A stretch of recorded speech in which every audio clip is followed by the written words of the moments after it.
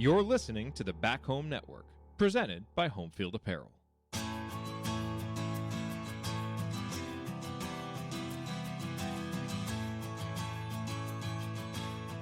Right up Meridian, baby.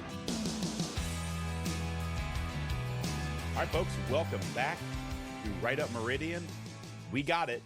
It's the Hicks versus the Knicks, part 3. Well, I mean, there was like 5 parts in the 90s, but feels like part 3. You had the 90s version. I guess maybe you had like the back-to-back Crazy Reggie years. That's part 1. Part 2 is the LJ 4-point play year. Part 3 is the Hibbert block, and now we have part 4. It's great to be back. It's great to be also doing this podcast solo. So apologize for that. Tony has been busy. He's had a crazy couple of days. Dustin is traveling to New York. We're going to have a couple more probably solo podcasts. I'll get into what my schedule entails for the next couple of days, but it's going to be fun and it might help the podcast. We'll talk about it here in a bit. But first off, I want to say goodbye to the Bucks. Thanks for joining. It's been, I'm very happy to see that team go. I'm tired of seeing Pat Bev and Bobby Portis, but also Chris Middleton, and a team that just wouldn't go away. And even though it was missing a lot of their players, still was really, really hard to beat. And also was a team that really found a way to slow down the Pacers and really kind of mess with what the Pacers were doing. So I'm very happy to be done with the Bucks and moving on to the Knicks. A Knicks matchup that I feel like we match up pretty well. You know, there's a bunch of different ways to look at this series. You know, as you look at it, you know, it's on one hand, if you look at, you know, just who has the best player in the series, that's going to be the Knicks. If you're looking at just, you know, who's the best player in the series, that's going to be Jalen Brunson and the Knicks. Past that, I'm not sure that I'm as scared of anybody else on the Knicks. I mean, I think that when you look at the rest of their roster, you know, you look at Hartenstein, you look at, you know, Hart, OG Anunoby. I think they're all good players. I'm not sure that any of them are better than Siakam or honestly Miles Turner. And a lot of those guys are probably on the level of, you know, Nesmith and Nembhard. So, you know, I think OG's a better, you know, defensive player than Nesmith. I think Nesmith's a better offensive player than OG. So it's kind of a wash there. So, you know, I think the Pacers have more versatility. I think the Knicks have the best player. It's going to be really interesting to see how that goes down. You look at, you know, the pace. I think that's something the Bucks did really well. They were able to bring the pace down that the Pacers were playing with. And can the Knicks do that? Because the Knicks are also only playing, you know, basically 7 guys. They're playing a bunch of guys, a ton of minutes. They also play a really slow pace. You know, when you look at the Knicks have been playing about 91 possessions in the postseason.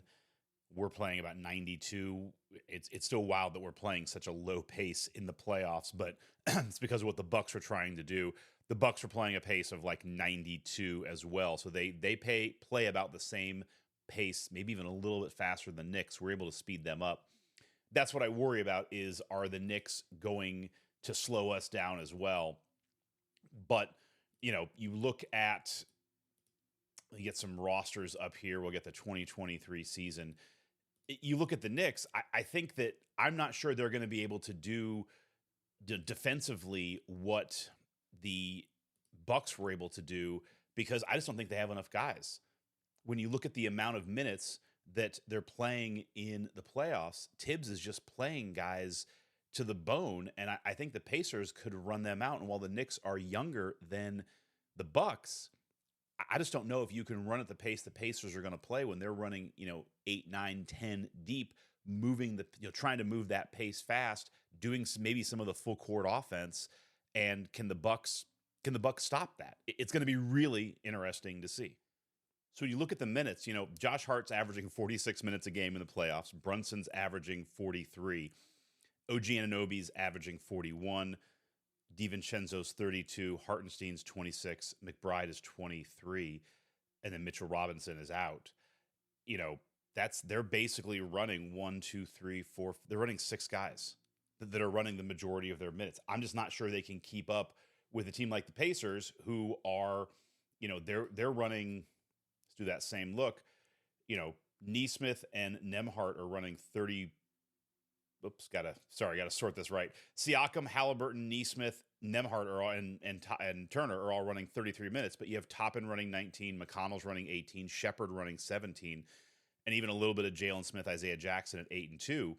You're looking at 3, 4, 5, 6, 7, 8. The Pacers are running 8 deep, and I feel they can go 9 deep if need be. So, I think it's going to be really interesting to see. I also think as you look at this series, and if you're looking at the gambling perspective, right now, for the series, we'll go to the East playoff series here. The Knicks are the favorite, minus 290. Pacers are the underdog at plus 225 to win the series. What I do think is if you're looking at the Pacers to win this series, I wouldn't bet the 225 straight series. I would go Pacers in 6, Pacers winning the series 4-2 at plus 600. The odds are better. I don't see a world where the Pacers win this in a sweep, and I don't see them winning in 5. The Pacers have been a little bit inconsistent, as we've seen in games 1 and 5 of the Bucks series. They're going to have some stinkers in there. I also don't see them winning a game 7 in New York. I think that would be a really tough thing to ask. So it feels like it's going to be, if the Pacers win, it would be 6, where they would either grab, game 2 or game 5 and then hold serve at home. That feels like that might be the way to go. But the odds are plus 600 in that game 6 range. So I like that as kind of the bet, better than the Pacers plus 225. I also think, another way to go about this from a gambling perspective is I think the Pacers are going to be underdogs in most of the games. So at least definitely the first 2 in New York. And so that's where I think you could just, if you're going to say, I'm going to bet, $100 in the series, maybe you break that up and you bet $20 each game on the Pacers to win on the money line. And you can get some pretty good odds there as well, and just kind of win it step by step by step. So those are some of the thoughts in the series. I think, if I have to make a prediction, I think the Knicks are going to win. I think the Pacers have a real chance at it. To me, games 2 and game 5 are the real interesting games in the series. I think the Pacers have to get one of those. I think the Pacers also have to hold serve at home. I don't see them winning 2 in New York. But, they're going to probably let Brunson get his. I think it was really interesting looking back at the Bucks series. It does feel like Carlisle might have kind of just let game 1, not give it away, but kind of run a very vanilla set, run a lot of guys out there and see what the Bucks are going to do, and then come back into game 2 and make his adjustments. So I do think there's a world where maybe he does something similar. It does feel like he outcoached Doc Rivers in that series against the Bucks. Can he do the same against Thibodeau? Thibodeau's been a great coach, has not had awesome playoff success. The trouble is always with Tibbs teams is they're great defensively. He runs his team to the bone, and then they run out of steam at the end. And it feels like if the Pacers can keep that pace up, if they can keep the full court defense, I think that's something that kind of has been quietly, quietly helped this team, is when they start picking up full court, it kind of leads into more offense and the offense to be sped up. So I think they need to do that. The question at hand is just always, what were the Bucks able to do so well that allowed them to slow down the Pacers, and can the Knicks do the same thing?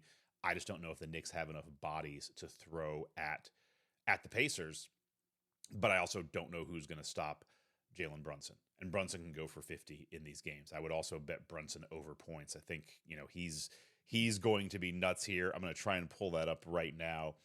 We'll do it on we'll go to the games. I'm going to say, Brunson, I'm going to put his line at like 34 points. If I had to guess what his over-under on point total would be.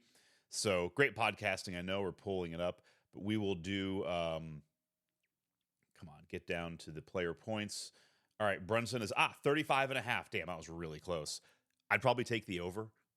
I think he's going to get that. You look at the Pacers, they don't have a lot of people up. They have, Pascal at 20 over. Halliburton is at 17 over. Turner at 16 over. I would take Turner over 16 and 16.5, and Brunson over 35.5.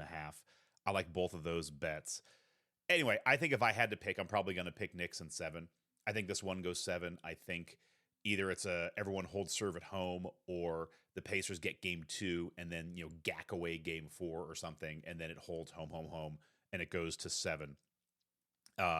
What we got coming up on the podcast the rest of this week, I am actually going to be going, humble brag, going to be going to game 2 in New York. A buddy of mine, Kyle, lives out there, and he was able to score some tickets. Flights from here to Indy to New York are pretty cheap. So going out there for game 2, I did submit for press credentials for the game. I'm sure we're not going to get them, but you never know. We have a small but mighty following here at Right Up Meridian. So if any of you out there hear this and you want to put a plug into MSG and say, hey, we really want to hear MSG in the background and see Scott in Media Row. Either way, I'll be at the game. I was just throwing it in for media to see what would happen. I'll let you know. But behind the scenes of what it's like to get a rejection email from Madison Square Garden, I'm sure is what the result will be. So I will be trying to get on with Dustin and Tony this week, but it's going to be tough. It's going to come hot and heavy. I'll be traveling. I know Dustin will be traveling, and next thing you know, it's going to be Friday morning, and we'll be getting ready for the game. I think it's going to be an awesome experience. But I'll get one of them on this week at some point. But those are some thoughts about the end of Milwaukee, and I think large pictures. We always try and go kind of large thoughts here on the pod. This is playing with house money at this point. You beat the Bucks.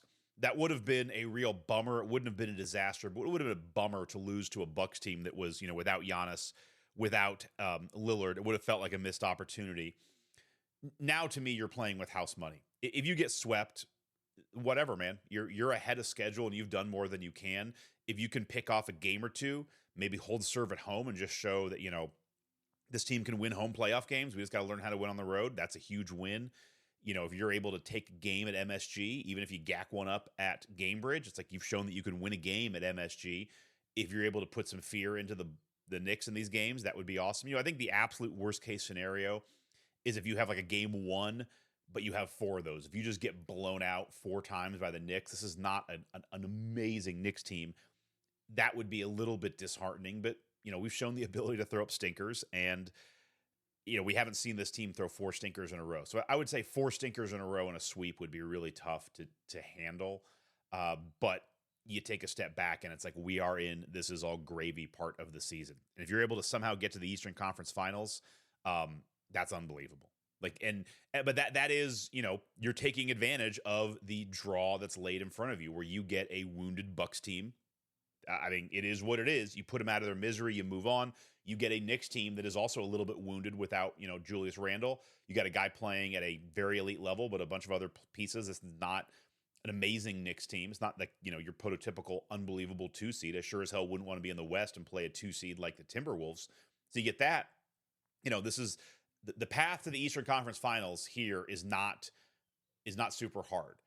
And if you make it, you're in the Eastern Conference Finals, whether people care about the path or not. Like in golf, it's like you don't have to draw the score. You don't have to draw a picture of it. You just have to draw the number. So I think that's what we're looking at here, and this would be quite an accomplishment. And I think what's at play too is this is just a fun team to watch, and I'm going to miss watching this team because NBA contract suggests not everybody is coming back on this team. So it's going to be fun to get a couple more games with this crew.